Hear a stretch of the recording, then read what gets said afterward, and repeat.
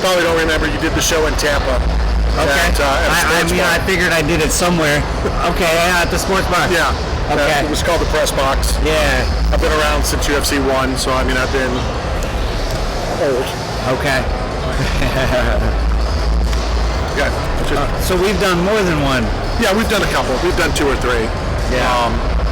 I stay out of the way.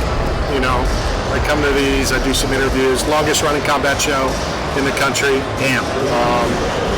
Again, congrats on that. Well, it's just been we'll talk about, not about me, but just about the passion of sport. We can talk about you. Well, man.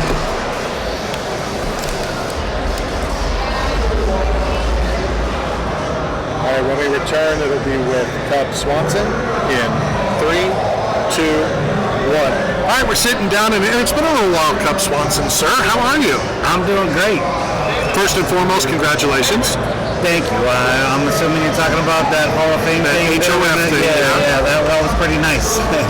Talk about the experience of going through that, the whole ceremony and such. Well, I honestly downplayed it in my mind for a while, and I had a lot of things on my agenda day to day. And then when I got there and we did the walkthrough, I was like, oh man, I think this is a little bigger than I anticipated. And then it started hitting me, with all the pictures, and then when I wanted to thank a bunch of people, I had to call a bunch of former coaches and just tell them, I appreciate you. And then it started getting all real, this week. And I'm glad I got through it. I shed a couple tears, but I didn't completely melt down, so I was proud of myself about that. I had the opportunity, the pleasure to talk to a young man. I believe he's younger than me, so a young man who was very proud of you. I believe it was your uncle. Oh, okay. And we had a nice discussion as you were doing the red carpet and all that kind of stuff. How nice was it to have family there and to experience that with you? Well, one time, I came up for a little bit of time with Tim Bradley, the boxer. We went to high school together, and I was able to go to his little ceremony in downtown Palm Springs. They put stars in the Walk of Fame in Palm Springs, and he's a local hero. So I was there for that, and he was thanking everybody, and it just dawned on me, as athletes, we're constantly looking ahead and not looking back, and it's been almost 2 decades, and I was like, man, there's a bunch of people I need to thank that have helped me along the way, and I've already lost a couple of those people, and I'm like, the time is now. This is a great moment for me to thank all those people. My Uncle Tim being one of them. He raised me for 10 years, and he was always present at my soccer games and being a father figure. So, people like that, I needed to thank them and say, hey, I appreciate you. Right. You've been a piece of my journey. I like talking to people that you can just see. You can just see it. He was glowing, right? So you almost knew that he was a relative, just because of how proud he was of you. Yeah, and he's really my introduction to the sports. The reason why I like football, and to be in any kind of sports Hall of Fame, I know that he was blown away. And like I said, I don't think I've ever thanked him publicly for anything, and he deserved it. And, he was one of the many that I thanked, and so he was one of the ones in particular that I wanted there to be able to get a second of acknowledgement. Awesome. Before we talk about football, since you just mentioned it, talk about this experience. Obviously we both go, way back in this sport to where it was to where it is today, fan-wise, sponsor-wise. It's huge. When I first got into this, I had to convince people that I was actually doing something good with my life, because, I went through a point where I was in juvenile hall and I was getting into trouble, and then this sport really changed my life and gave me direction.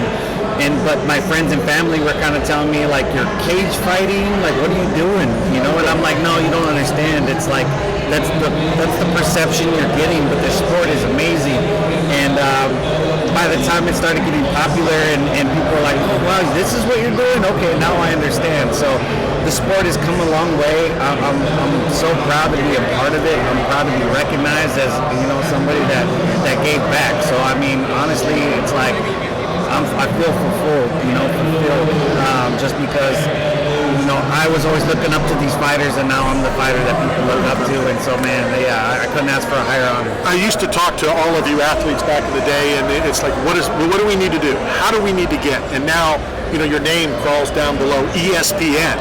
It was great when it was Spike. It was great when it was Fox. Now it's ESPN. Yeah. What was that like the first time you saw one of those, whether it was Spike or Fox? Well, I think when probably the biggest one is when I fought on UFC on Fox 2. I knocked out George Roop, and I made SportsCenter. You know, like I had all these crazy little things that happened, like being in a video game, being on SportsCenter, having Mike Tyson and Roy Jones Jr. sitting cage side for one of my fights and applauding me, like all these surreal moments that I'm like, what? You just realize, like, how did I get here? Right. You know, right. You have your nose to the grind, you're looking forward, and then these amazing things happen along the way. You know, when I sit down for these chats, I don't do a whole lot of research because I just want it to be a chat. You know, I don't want it to be an interview and talk about stuff. So I jumped on Google real quick. And just now, and I have goosebumps about this, when you put in Cub, you know that you come up before Cub Scouts? Oh, wow. Right? Yeah. I'm like, I would have thought second. I'm not saying, you know, but and then we're going to do something which I've never done before. Grab the Panini box out of there, since I just saw you play the game with the phone flip. Grab the cards. Okay. Are you a card collector? Do you? I do. I have a bunch. I try not to hold on to too much stuff anymore, but I still have some old baseball cards, and I love the. I've never done Pack Wars before. Have you ever done it? No. Okay. I mean, I've seen it, but I've never actually done it. Are you cool to do one? Yeah, let's do it. All right. So Panini's also a sponsor of mine as well as the UFC. So Pack Wars is, and I'll let you pick the first one. Okay. So any subject, it could be anything from who lives the furthest from Vegas, the closest from Vegas, the tallest, the shortest, the heaviest, I almost said fattest, the heaviest, whatever. Okay. And it's just, and that's how you play Pack Wars. Okay. So we open it up. Okay. I thought we had to set the rules before we open.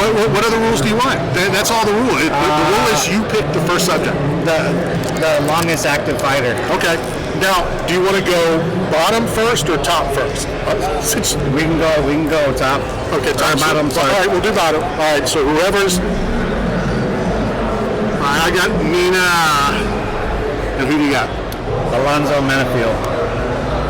Does it say on here? I think Nina's longer, right? Yeah, I know Alonzo, I think, is fairly new. Okay. So I'm up 1-0. Okay. We'll say. Oh, we're not staying the same. Oh, you want to stay the same? We can stay the same. Yeah. No, that's fine. We'll stay the same. I'm, with the whole Hall of Fame thing, we're going for legends. And okay, legends. All right. So I got Chael, so I think I'll win this. Yeah, you win that one. Okay. The longest in the game. Oh, wow. This. Who you got? I got Stipe. I got Kamaru. Usman? Yeah. I think Stipe has been longer.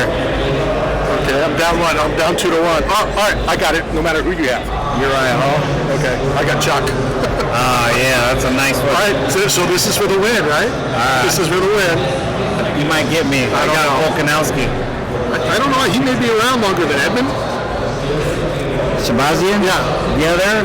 Oh man, I think I might get that. Yeah, it's going to be pretty close. I mean, Volkanovski definitely has more fights in the UFC. Well, because he fights this weekend, we'll give him the win no matter what. Yeah, We'll do that. Yes. Well, before I let you go, I know other people want to talk to you. What's up next for you? What's going on? I've been trying to figure out if I'm going to do 35 or 45. I want to keep my options open. I just want to see how I feel. I want to have good performances. 35 is enticing because it's like a whole new crowd. I've fought everyone at 45. I'm literally, no one's been in the division longer than me.